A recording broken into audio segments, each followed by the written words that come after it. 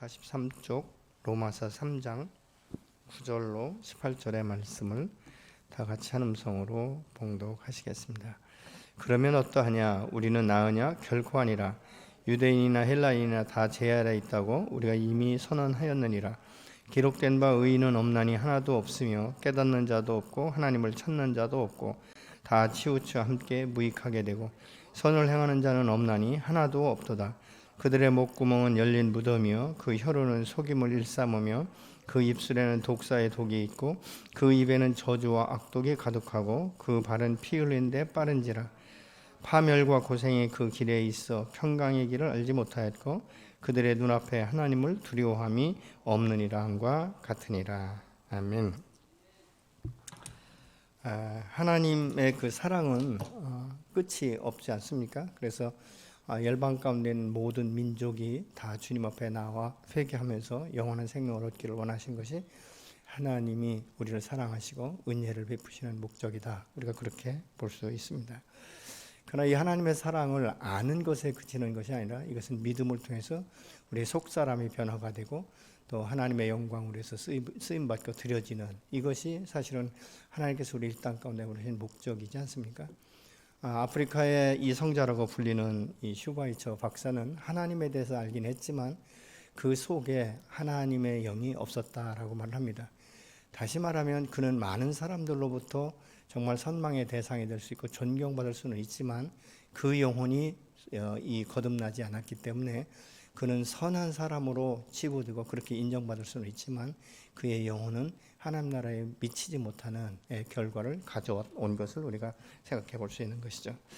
오늘 이 사도 바울이 계속적으로 이야기하고 있는 것은 유대인이 너희가 의롭다라고 하고 너희 선민이고 모세를 통해서 율법을 알았다라고 너희가 그렇게 자만심을 가지고 있지만 결국은 너희나 이 이방 사람이나 똑같이 예수 그리스도 안에서 그 보혈의 피값으로 거듭나지 아니하면 그 결국은 사망에 이르게 된다라고 지금 말하고 있는 것을 우리가 볼 수 있게 되는 것이죠.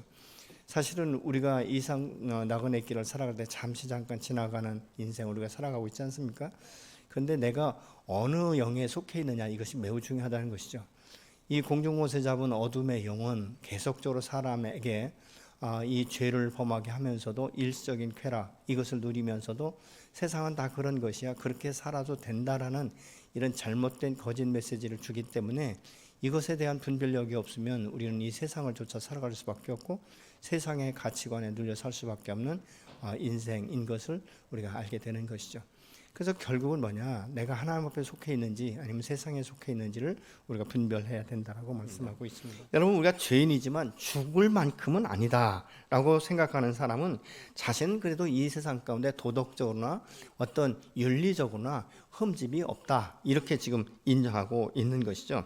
그러면서 어떤 분들이 그러잖아요. 예수쟁이라고 해서 나보다 선한 사람 있으면 나오라고 그래. 나보다 세상 가운데 헌신한 사람 있으면 나오라고 그래. 이렇게 얘기하고 있지만 여러분 그것은 자기의 공인 될 수 있을지 모르고 사람들로부터 칭찬받을 수 있을지는 모르지만 하나님 앞에 나아갈 때 이 죄값을 대신 지불할 수 있는 이 대가 지불은 되지 않는다는 사실을 우리가 기억해야 되는 것이죠. 그래서 사도 바울은 이런 사람들 향해 오늘 본문 9절에 이렇게 말합니다. 그러면 어떠하냐? 우리는 나으냐? 결코 아니다. 유대인이나 헬라인이나 다 제 아래 있다고 우리가 이미 선언하였다라고 말씀을 하고 있습니다. 그러면 어떠냐? 이 말은 이 원어상의 의미하고는 그러면 우리가 그들보다 더 능가하냐? 그들보다 더 뛰어나냐? 이런 이야기예요. 너희가 유대인이라고 해서 너희가 율법의 말씀을 받았다고 해서 그럼 이방인보다 훨씬 뛰어나냐? 훨씬 능가하느냐? 그들과 이 너희들의 삶에 있어서 이 죄의 문제에 대해서 어떻게 처리하는 이 방법에 대해서 다르냐라고 지금 반문하고 있다는 것입니다. 우리가 성경에 보면 그러지 않습니까? 예수님이 오셨을 때 그분이 다쳐니까 이 사람들이 가서 뭐라고 합니까? 나는 주님을 위해서 뭐 공사도 하고 헌신도 하고 11조도 하고 여러 가지를 했다라고 말하지 않습니까? 주님 나 몰라보겠어요? 그럴 때 주께서 딱 단호하게 한 말씀 하시죠. 나는 너희를 전혀 알지 못한다 라고 말씀하는 것을 우리가 볼 수 있다는 것이죠. 그렇다면 우리가 이 땅 가운데서 이 죄 사함을 받고 구원받는 것은 다른 길이 없이 오직 유일하신 길이요 진리요 생명 되신 예수 그리스도, 그분을 만나는 것인데, 그분을 막연하게 우리가 지혜나 지식으로 만나는 것이 아니라 우리의 삶 가운데 내가 죄인인 것을 철저하게 고백하고 예수 그리스도의 그 보혈의 피로 말미암아 우리가 죄 씻김 받았을 때 비로소 우리는 하나님의 자녀로 인침받을 뿐만 아니라 영생을 얻었다라고 분명히 말씀하고 있지 않습니까? 어둠의 영에서 빛의 영으로, 생명의 영으로 우리가 돌아선 것을 말하고 있는 것이죠. 우리가 이 생명의 영을 받은 자와 받지 않은 자의 차이점이 뭔지 아십니까? 하나님의 기록된 말씀을 볼 때 이해가 되는가, 이것이 풀어지는가, 아멘이 되어지는가, 아니면 이것은 하나의 지식의 말씀이며 성인의 말로 받아들이는가, 이 차이점은 엄청난 것입니다. 여러분, 이 진리의 말씀이 깨달아지기 시작하면 우리의 마음 가운데 평안이 오고 기쁨이 오고 감사가 오는 것이고, 어둠의 영이 아무리 나를 막아선다 할지라도 우리의 소망을 꺾을 수 없는 힘과 능력이 주어지게 되는 줄로 믿습니다. 여러분, 우리가 다른 사람보다 낫다 어찌다 해가지고 자기의 죄에 대해서 마치 없는 것처럼 묻어둔다면, 여러분, 우리가 그때 오는 결과가 뭔지 아십니까? 우리의 영안이 어두워지기 시작하는 것이죠. 영적으로 무감각해지기 시작하는 것이죠. 분별력을 상실하게 된다, 그 말입니다. 내가 해야 될 말과 하지 말아야 될 말, 이것들을 구분하지 못하고 내가 볼 것과 보지 못할 것들을 구분하지 못하는 이런 우를 범하게 된다, 그 말입니다. 그래서 이 사도 바울은 이야기하는 거예요. 너희가 유대인이라고 해서 굉장히 다르냐? 아니다. 너희들도 역시 죄인이다 라고 말하고 있다는 것이죠. 어떤 때는 이런 이야기를 해요. 우리가 전도를 하다 보면 나는 모태신앙이기 때문에 나는 어머니 뱃속에서부터 복음을 들었다, 이렇게 말하는 사람들도 있습니다. 그러나 복음을 들었을지는 모르지만 너가 인격적으로 예수를 만났느냐, 이것이 더 중요한 것 아니겠습니까? 물론 우리가 불신 가정에서 성장하는 것보다는 이 모태 조성되기 전부터 정말 이 어머니 태중에서 우리가 이 태교를 받으면서 성장한 사람은 훨씬 그 문화라든가 모든 것들이 정말 예수 믿기에 좋은 그런 문화가 될 것이에요. 그 유익점은 있지만, 그러나 그렇다고 해서 내가 내 어머니, 내 부모가 신앙생활을 한다고 해서 내가 그들과 더불어서 우리가 구원을 받을 수 있는 것은 아니라는 것이죠. 우리 전도해 보면 그러잖아요. 우리 어머니가 너무 열심히, 우리 마누라가 얼마나 교회 충성하는지 밤낮이 없다. 오히려 뭐 집에 있는 것보다 그 교회 가는 시간이 많다라고. 그래서 난 그 마누라 치마꼬리 붙들고 간다는 사람이 있는데, 여러분, 그거는 정말 말도 안 되는 어거지 소리인 것을 우리가 믿는 사람이라면 다 알 수 있지 않겠습니까? 하나님께서는 그러면 여기서 지금 말하고 있잖아요. 우리가 이 하나님 앞에 결코 그럴 수 없다, 이 말은 너희가 선민이라도 다른 사람보다 더 나을 것이 없다라고 말하고 있죠. 죄아래라는 말은 이 원문에 보면 두 가지로 나눠져요. 이 죄라는 것을 복수로 나타날 때는 우리가 일상 가운데 짓는 죄, 그리고 사람들이 볼 수 있는 죄, 나도 느낄 수 있는 죄에 대해서 이야기하고 있는 것이고, 죄에 대해서 이 단수로 말할 때는 보이지 않는 영에 대해서 말을 하고 있는 것이죠. 그래서 디모데전서 에베소서에 보면 그것이 뭐냐, 이 어둠의 영이다, 이렇게 말하고 있는 것을 우리가 보게 됩니다. 우리가 여기에서 볼 때 이 사도 바울은 그래서 로마서 7장 23절에 이렇게 말씀하고 있습니다. 내 지체 속에서 한 다른 법이 내 마음의 법과 싸워 내 지체 속에 있는 죄의 법으로 나를 사로잡는 것을 보도다, 이렇게 고백을 하고 있어요. 내 지체 속에 다른 법이 있는데 이 죄를 짓게 하는 이 법이 있는 것을 내가 안다. 사실 여러분, 이것을 깨닫는다는 큰 축복이에요. 그 안에 하나님의 영이 없으면 깨달을 수 없는 것 아니겠습니까? 성령이 그 안에 있기 때문에 내가 원하는 대로 가는 것이 아니라 내 속에 또 다른 법이 있구나. 옛사람의 정서를 따라가기 원하고 정말 어둠에서 누리는 이 일시적인 쾌락을 쫓아가고자 하는 이 열정이 내 안에 있다는 것을 비로소 깨닫기 시작하는 것이죠. 여러분, 이 죄의 세력이 얼마나 강력한지요. 우리가 잠시만 한눈을 팔아도 나도 모르게 그 유혹에 덫에 걸려버리는 경우가 있다는 것을 우리가 인정해야 되는 것이죠. 그러니까 무엇입니까? 내가 이 분별력을 상실하고 감각이 없어져 보면 우리는 육체의 본능을 따라 살 수밖에 없다라고 말하고 있죠. 그래서 유다서 같은 경우는 뭐라고 합니까? 이성 없는 짐승과 같다라고 말하죠.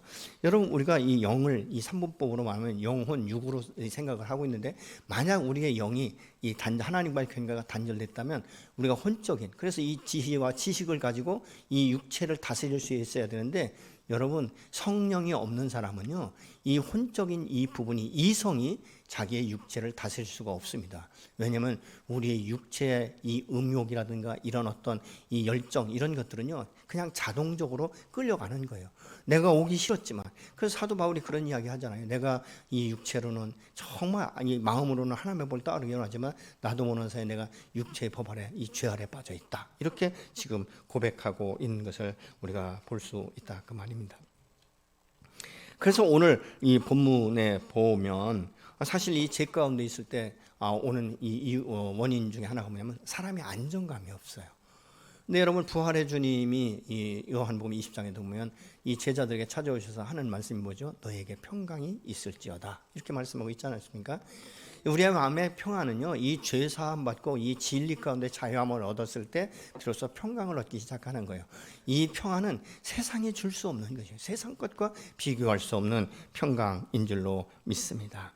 그래서 우리의 마음 가운데 이 죄의 이 힘이 얼마나 강하면 우리의 마음을 부패하게 만들어 버린다라고 말씀하고 있습니다. 마음이 상하게 되고 아픔이 있고 고통이 있고 쓴물이 나오기 시작하면 그 입에서 나오는 것들이 대체적으로 쓴말을 하고 있지 않습니까? 오늘 보면 10절로 12절에 보니까 기록된 바, 의인은 없나니 하나도 없으며 깨닫는 자도 없고 하나님을 찾는 자도 없고 다 치우쳐 함께 무익하게 되고 선을 행하는 자는 없나니 하나도 없다, 이렇게 말씀하고 있어요. 세상에서 의인이라고 주장하는 사람은 많지만 이 하나님의 관점에서 볼 때 의인은 한 사람도 없다라고 말하고 있지 않습니까? 우리가 잘 아는 대로 소돔 고모라 성이 멸망하게 된 건 의인 하나가 아니라 의인 10명이 없어서 멸망합니다. 때로는 주께서 이렇게 말씀합니다.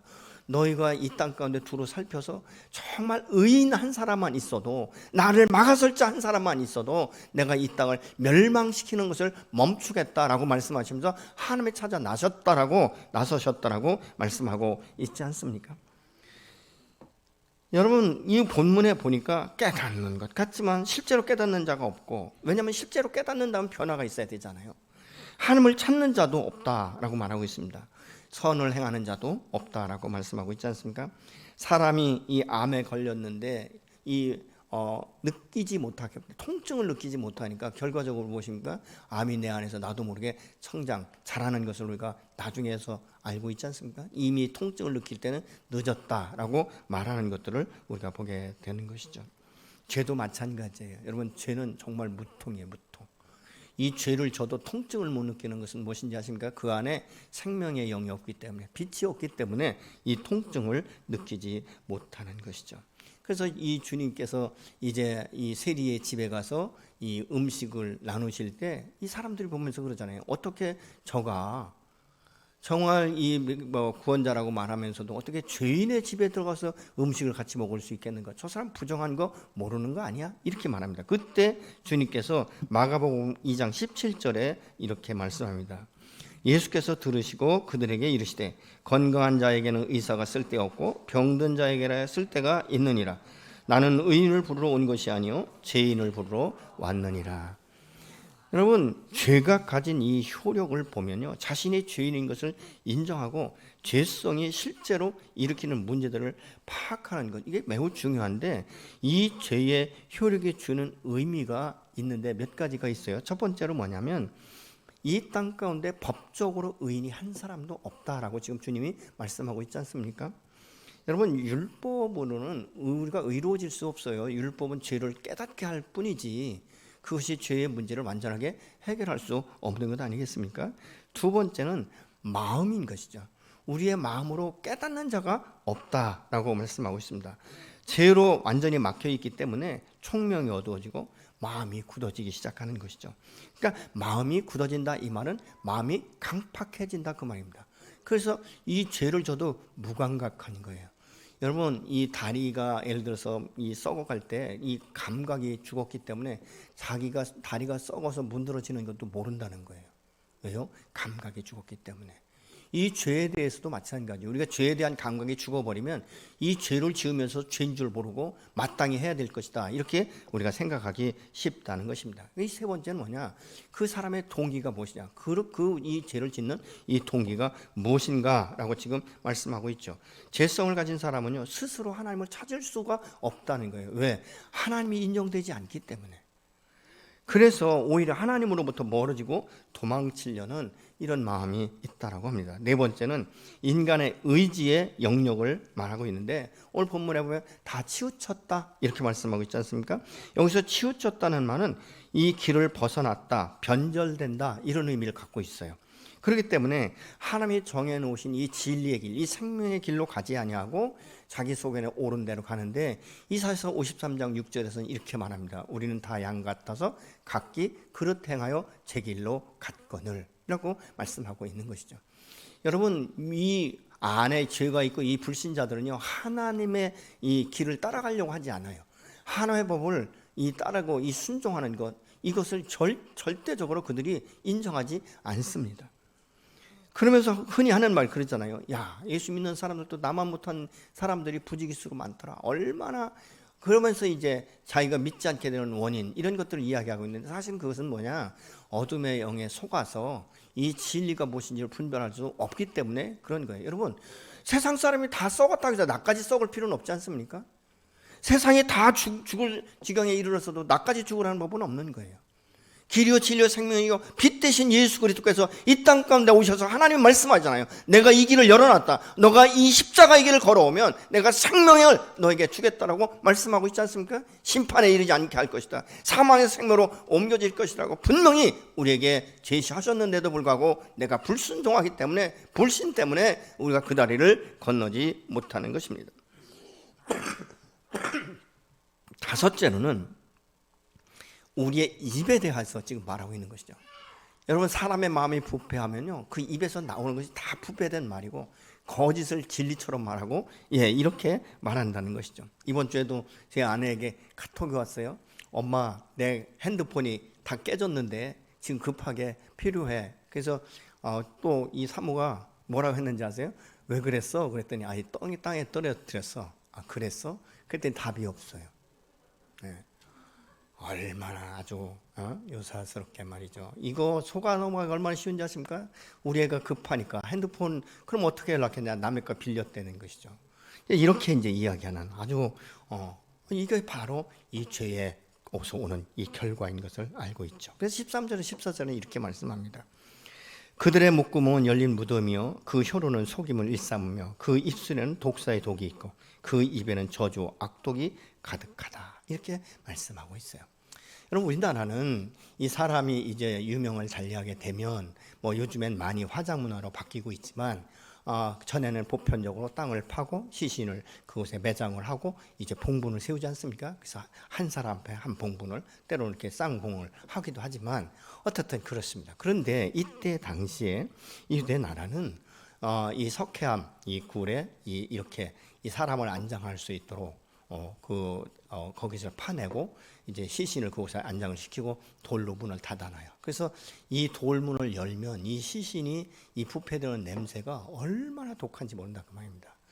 제가 전에 이 터키에 이 성지순 순례를 갔을 때 그것 가운데 이제 이 신비주의 운동이 일어났었어요. 근데 그 지역이 어디냐면 이고니온 지역인데, 저희가 갔을 때 그 이고니온 지역에 신비주의 운동에 이 성자라고 불리는 사람들의 무덤이 있는 곳을 저희가 이제 방문을 했습니다. 그런데 그곳의 성자들의 무덤이 어디냐? 하나의 큰 이렇게 홀로 되어 있는데요. 이 나무 관에다가 시신을 매장을 해서 그 관체 그곳에 보관을 해놨는데, 제가 들어갔을 때 한 10여 구가 있었어요. 근데 그곳에 들어갔는데 얼마나 냄새가 이 독한지 손수건으로 이 코를 막고 해도 도저히 감당할 수가 없어서 정말 빛과 같이 빨리 빠져나왔어요. 이렇게, 그러니까 사람의 마음이 상하고 그 마음 가운데 이 더러운 것들이 가득 차 있으면요, 입술로 나오는 것들이 거칠고, 그래서 유한 말이 아니라는 것이죠. 아주 강하고 날카롭고 사람의 마음을 상하게 하고 사람의 의욕을 떨어뜨리고, 이런 말들이 그 안에서 나온다라고 말하고 있는 것입니다. 그래서 예레미야 17장 9절을 한번 보시면요, 만물보다 거짓되고 심히 부패한 것은 마음이라 누가 이를 능히 알리오마는, 이렇게 말씀하고 있어요. 여러분, 부패한 마음에서 나오는 이 언어, 나오는 행동들은 예사롭지 않다는 것이죠. 더러운 말, 더러운 행동을 통해서 사람들의 눈살을 찌푸리고 마음을 상하게 하는 이런 일들이 일어나는데, 예수님께서는 마태복음 12장 34절에서 이렇게 말씀합니다. 독사의 자식들아, 너희는 악하니 어떻게 선한 말을 할 수 있느냐? 이는 마음에 가득한 것이 입으로 말함이니라. 여러분, 사람의 마음이 악하면 나오는 말도 악하다, 이렇게 지금 말씀하고 있지 않습니까? 그래서 이 사람의 마음을 상하게 하는데, 이것이 마음 가운데 계속 담아놓고 지속되어 버리면 이 사람의 마음을 병들게 할 뿐만 아니라 육신으로도 병이 들게 하는 것을 우리가 보게 되는 것이죠. 여러분, 부패한 마음을 가진 사람은 말만 그래서 더럽게 하는 것이 아니라 행동까지 더럽고 파괴적이다라고 말을 합니다. 그러니까 어디까지? 피 흘리는데 빠르게 한다, 이렇게 말씀하고 있지 않습니까? 여기서 피 흘린다, 이 말은 붙다, 따르다란 이 의미인데, 이웃에게 폐를 끼치는 이 언동도 여기에서 의미하고 있는 것입니다. 여러분, 이 세상은 서로 경쟁 관계에 있기 때문에 반드시 승리해야 된다는 생각을 가지고 있는 사람은 굉장히 자기중심적이고 이기적이고 다른 사람을 용납하지 않습니다. 수용할 수 있는 수용성이 극히 작은 거예요. 내가 저 사람 품었다가 내가 밀릴까 봐, 이런 두려움도 그 안에 있기 때문에, 그래서 다른 사람에게 말할 때 사실은 그 사람을 칭찬하고 격려하고 그 사람을 높여줘야 되는데 깎아내리고, 그래서 그 사람의 단점만 지적하는 이런 일들이 우리의 삶 가운데, 이 삶 가운데 있다는 것입니다. 오늘날 신문이나 어떤 뉴스나 이런 이 매스컴에서 나오는 것을 보면 얼마나 내로남불형으로 지금 살아가고 있는지 우리가 눈으로 보고 있지 않습니까? 아니, 세상에 자기 잘못하는 건 다 괜찮고 남들이 조금 잘못하면, 그리고 그 사람들 말하는 걸 보면요, 아니 어떻게 국회의원이나 되는 사람들이 저렇게 악한 말을 할 수 있을까? 어떻게 저런 독한 말을 할 수 있을까? 이런 생각이 들지 않습니까? 그래서 우리가 무엇이 되기 전에 사실 그 사람의 인격이 매우 중요한 것이죠. 근데 참 진정한 인격은 어디로부터 나옵니까? 하나님의 영으로부터 나오는 거예요. 우리가 하나님의 형상으로 창조되기 때문에 창조의 원형으로 회복되어질 때 비로소 우리의 인격이 바뀌게 되는 줄로 믿습니다. 진리의 말씀으로 그 마음 가운데 채워지기 시작하면요, 말이 달라져요. 말이, 언어가 순화되기 시작하고 사람을 격려할 수 있고 또 사람을 용납하게 되고, 이것은 뭐냐? 우리의 마음의 지경을 하나님이 자꾸만 넓혀주신 거예요. 예수 그리스도의 마음을 담게 하는 거예요. 그러니까 조금씩 나도 모르게 말씀이 내 안에 채워지면서부터 넉넉하게 되고, 다른 사람을 축복하고, 이전 같으면 저주하고, 하나님 앞에 기도할 때도 하나님 저 인간 좀 어떻게 딱 벼락 맞아 한 번이라도 쓰러지게 좀 해보세요. 이렇게 기도하던 사람이 그 영혼에 대해서 불쌍히 여기고 그 영혼을 품고 기도할 수 있는 마음을 주시는 것, 그것은 인간의 의지가 아니라는 것이죠. 하나님의 의해, 하나님의 그 사랑 가운데서 우리가 부음받았기 때문에 할 수 있게 되는 것이죠. 여러분, 이런 사람은 서로 사랑할 수 있는 능력이 없어지는 거예요. 그래서 이런 사람과 함께 가족을 이루면 이 가족 공동체가 힘들어지는 거예요. 여러분, 가정 가운데 나만 사랑해주고 나만 바라봐주기 원하는 사람들이 있으면 있을수록 얼마나 건강한 사람들이 힘든지 아십니까? 한 사람 때문에 온 가족이 힘들어하게 되는 것을 우리가 보는 것이죠. 그것은 무엇입니까?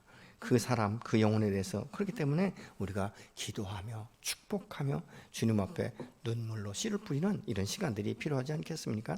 16절로 18절에 보니까 파멸과 이 고생의 길에 있어서 평강의 길을 알지 못하였고 그들의 눈앞에 하나님을 두려워하는 마음이 없다, 이렇게 말합니다. 여러분, 세상 가운데 가장 두려운 사람이 뭔지 아십니까? 하나님 두려워하지 않는 사람들이에요. 하나님을 의식하면요, 불신자들도 어떤 때는 야, 이러다 내가 천벌 받지? 이런 이야기 하지 않습니까? 천벌을 받는다는 것은 무엇인가? 막연하게나마 그들은 하나님이라는 이 단어를 기억하고 있는 것이죠. 하나님을 두려워할 줄 아는 사람이다, 그 말입니다. 그런데 이 어둠의 영, 이 죄에 완전하게 종속되어 버리면 이성도 감정도 죽어버린다는 것이죠. 그래서 더 중요한 게 뭔지 아십니까? 그의 영이 죽어 있다는 것입니다. 그래서 하나님을 알되 하나님으로 영화롭게도 하지 못한다라고 말씀하고 있지 않습니까? 죄 짓는 일에는 얼마나 빠르게 되는지. 자기가 죄인인 것을 고백할 때 평생 가는 사람도 있어요. 나는 죄인 아니다, 저것들이 죄인이다. 그래서 자기 의를 나타내는 사람 평생 자기가 죄인이라는 것을 인정하지 않아요. 그래서 회개하지 않는 경우가 있거든요. 그런데 이런 사람은요, 얼마나 사람을 힘들게 하는지 몰라요. 그래서 이 파멸로 가는 길은 순식간에 갈 수도 있다는 것입니다. 여러분, 우리의 인생이 강건하면 70이요 80이라고 말합니다. 근데 모세는 그것을 자랑할 수 없다 이렇게 말하고 있죠. 근데 뭐 요즘은 100세 시대다 이렇게 말하고 있잖아요. 그래서 보험도 다 거의 뭐 100세 이런 기준으로 맞춰가는 이런 추세를 지금 가지고 있지 않습니까? 그런데 야곱이 보면요, 바로 앞에 섰을 때 이런 이야기를 해요. 내 나이 비록 140년을 살았지만 내 인생은 참 험악한 나그네 길을 살았습니다.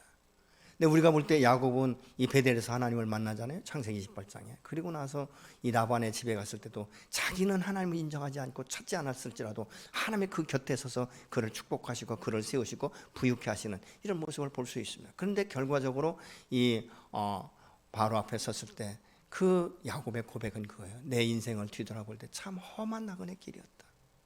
나는 풍랑도 많이 만났고 고통과 고난의 시간도 굉장히 많이 있었다라고 고백을 하면서 하는 말이, 그렇지만 내 인생은 내 열주에 비하면 아무것도 아니다 이렇게 말하는 것을 볼 수 있어요. 여러분, 이 세상 가운데 아무리 잘 먹고 잘 사는 사람, 좋은 차를 타고 좋은 집에 산다고 할지라도 여러분 그 나름대로의 고통이 있지 않겠습니까? 그러나 우리가 가난하게 산다고 꼭 고통이 있는 건 아니지 않습니까? 가난하게 살지만 온 가족이 한 마음이 되고 행복한 삶을 우리가 살아갈 수도 있다는 것이죠. 그렇기 때문에 우리가 어떻게 사느냐, 무엇을 누리느냐, 이것보다도 우리가 행복을 어디서 찾는가, 그리고 우리가 죄에서 자유하게 되면 진리 가운데 우리가 서기 때문에 우리의 영혼이 자유롭게 소성되고 하나님의 꿈과 지혜와 이 지식의 영으로 충만해지면 여러분, 다른 사람이 가지 않는 길을 걸을 수 있는 것이고 하나님의 뜻에 따라 선택할 수 있는 길을 내가 선택할 때 우리가 상상할 수 없는 축복과 함께 하나님의 언약을 성취하는 것들을 우리의 삶 가운데 경험하게 될 줄로 믿습니다. 여러분, 우리의 나그네 길은 반드시 후에 심판이 있다는 것을 우리가 기억한다면 함부로 살 수 없는 것이죠. 히브리서 9장 27절 뭐라고 합니까? 사람이 죽는 것은 정하신 것이요 그 후에는 심판이 있을 것이다 라고 말씀하고 있어요. 그런데 우리가 이 세상 가운데 마구잡이로 사는 사람은 심판에 대해서 생각을 안 했기 때문에 함부로 살아간다 그 말입니다. 이 결과에 대해서 대가지불을 할 날이 반드시 온다는 것을 기억한다면 우리는 많은 부분에 있어서 지금 수정하고 보완해야 될, 다른 길을 선택해야 될 일들이 있지 않겠습니까? 이것을 모르기 때문에 사람은 그 결과가 가서 절망이 큰 거예요. 돌이킬 수 없는 그 길을, 그 강을 건너게 되는 것을 우리가 보지 않습니까? 여러분, 하나님께로 돌아오지 않고 자신의 속에는 옳은 대로 행동하는 사람의 결국은 무엇입니까? 죽음이다 그 말입니다. 이 죽음은 육체적인 죽음이 아니라 영원한 죽음을 의미하고 있는 것이죠. 그래서 요한계시록은 둘째 사망이다 라고 말씀하고 있는 것입니다. 18절에 보니까 그들의 눈앞에 하나님을 두려워함이 없다 이렇게 말하고 있는데, 시편 36편 1절 2절의 말씀을 보시겠습니다. 악인의 죄가 그의 마음속으로 이르기를 그의 눈에는 하나님을 두려워하는 빛이 없다 하니 그가 스스로 자랑하기를 자기의 죄악은 드러나지 아니하고 미워함을 받지도 아니함이라 함이로다. 여러분, 이게 참 어리석은 거예요. 하나님 오늘 또 불꽃 같은 눈동자로 이 세상을 바라보고 있지 않습니까?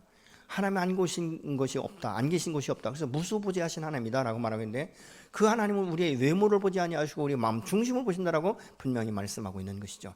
내가 지금 어둠에게 속기 때문에 마치 하나님이 안 계신 것처럼, 우리가 숨어서 하면, 은밀히 숨어서 하면 사람을 속이는 것처럼 하나님도 속일 것처럼 그렇게 생각하고 있지만 아니에요. 여러분, 하나님 그런 대상이 아니지 않습니까? 다 알고 계신 것이에요. 그러면서 왜 인내하냐 아십니까?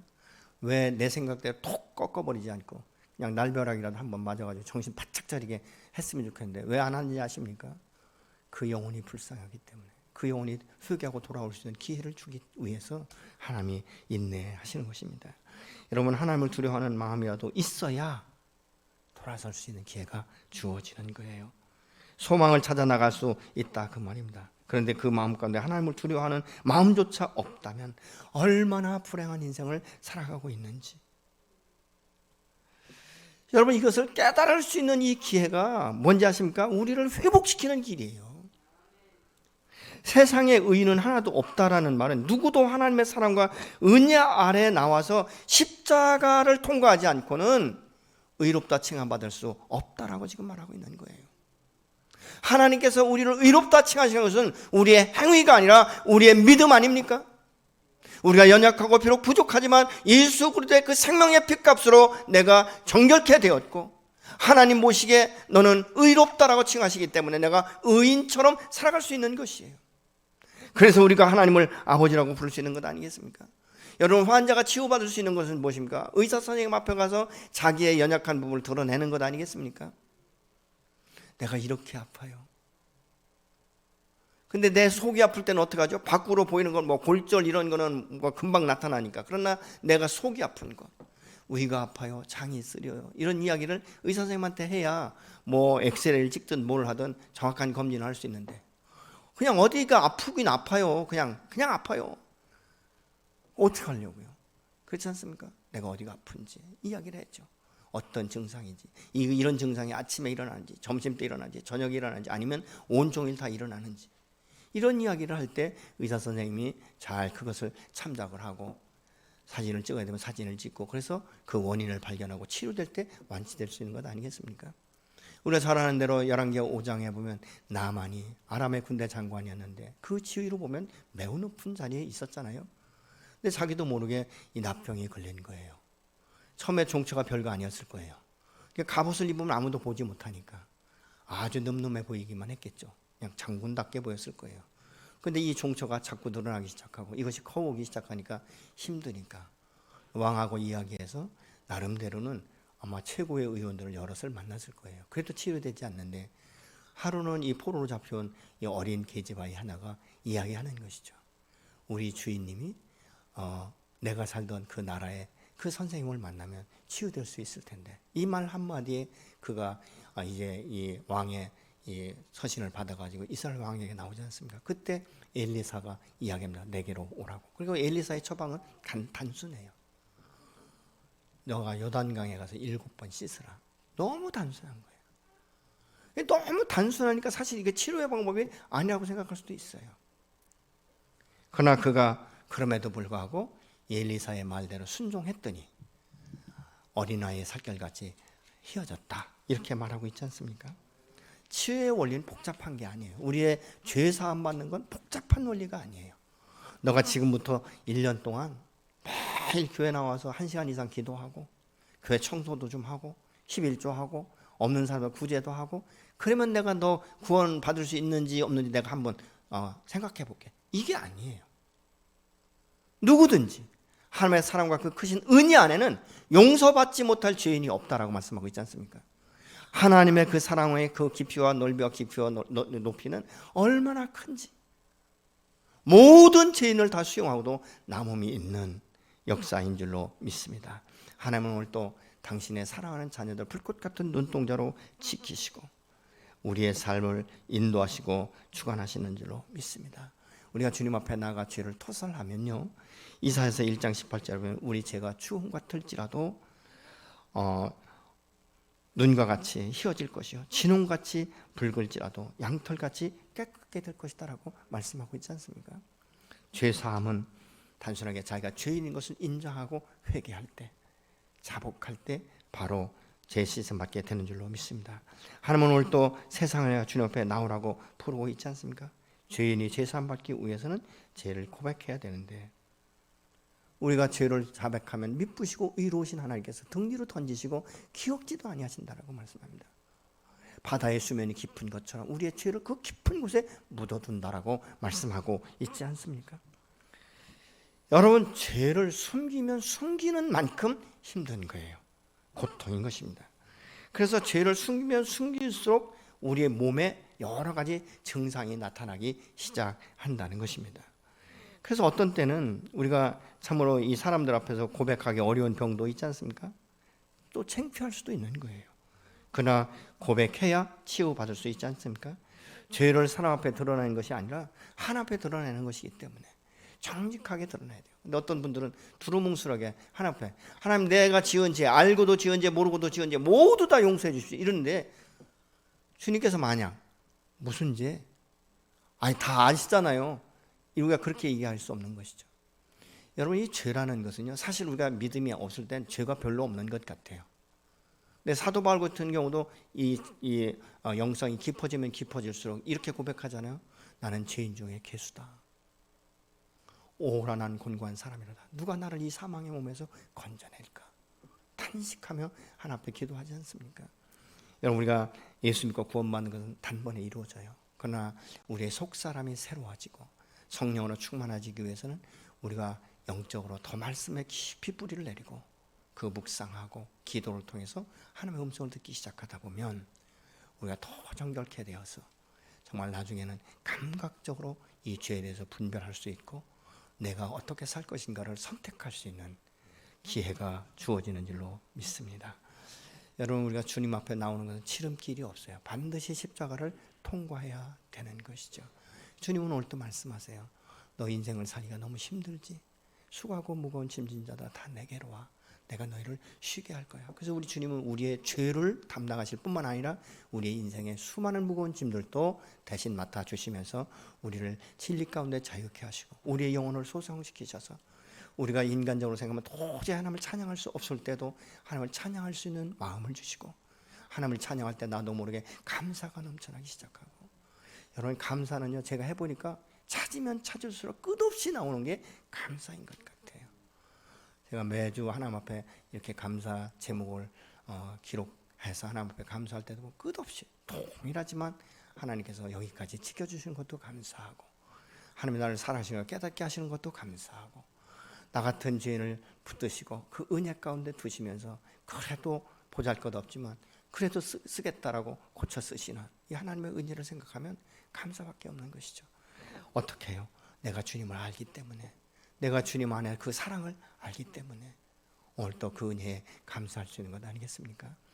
오늘 이렇게 기도하고 싶어요. 하나님, 나 같은 죄인 살리신 것 감사하고 이번 전도 집회를 통해서 우리 가족 구원의 역사가 반드시 일어나게 하시고 우리 가족이 정말 진리 가운데 자유함을 누릴 수 있는 행복한 가정을 이룰 수 있도록 서로를 용납하고 서로를 품어줄 수 있도록 주님 나를 저 복종케 하시고 하나님 축복하여 주옵소서. 같이 기도하시겠습니다.